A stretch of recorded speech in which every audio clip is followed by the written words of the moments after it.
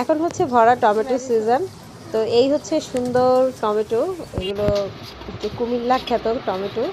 যাই হোক, টমেটোগুলো কেটে পেঁয়াজ, শুকনো মরিচ আর হচ্ছে এর সাথে দিয়ে দিয়েছিলাম রসুন আর লবণ, এগুলো মিলে সিদ্ধ করে ব্লেন্ড করে নিয়েছি। আসসালামু আলাইকুম গাইস, বুঝতেই পারছেন এখন আমি এটা দিয়ে কী তৈরি করবো। হ্যাঁ, যারা তৈরি করেছেন বা তৈরি করেন প্রায় তারা জানেন।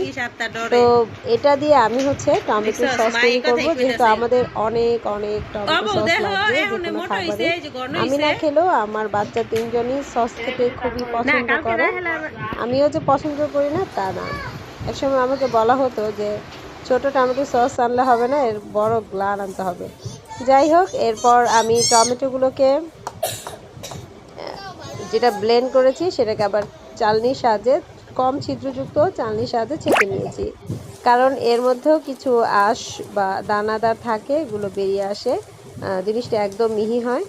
তো এটাকে আমি চুলায় জাল করছি। এরপর এখানে কোনো তেল অ্যাড করতে হবে না। চুলায় আমি এটার মধ্যে আরেকটু স্বাদ মতো লবণ, মানে বিট লবণটাও অ্যাড করেছি, আর হচ্ছে দিয়ে নিয়েছি এর মধ্যে চিনি। এটা আপনার পরিমাণ মতো স্বাদ মতো দিয়ে নেবেন।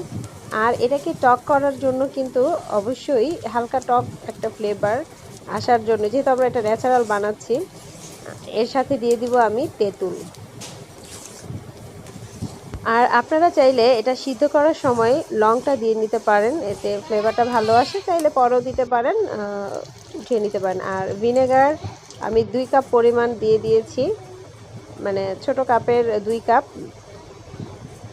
তো কারণ এটাতে একটু ভালো রাখবে। আর হচ্ছে এটা হচ্ছে বার্লিটা দিলে এটার স্মুথটা সুন্দর হয়, পেস্টটা সুন্দর হয়। এগুলো দিয়ে একটু নাড়াচাড়া দিয়ে দেখতে হবে যে হয়ে গেছে কিনা। আর আপনি এর সাথে এই যে দেখুন আমার এটা প্রায় হয়ে গেছে, একদম গ্রেভিটা একদম পড়ে যাচ্ছে না। এভাবে আপনারা ট্রাই করে নেবেন যে হয়েছে কিনা।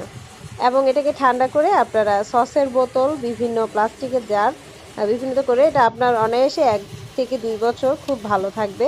আপনারা কিছুটা ডিপে সংগ্রহ করতে পারেন, যে খুব বেশি হলে আমার এখানে 5 কেজি টমেটো ছিল, তো 5 কেজি টমেটোর এগুলো হয়েছে। এটার সাথে আপনারা 5 ফোড়নটা ইউজ করতে পারেন স্বাদ মতো, চাইলে আরও কিছু ইউজ করতে পারেন। তো ধন্যবাদ।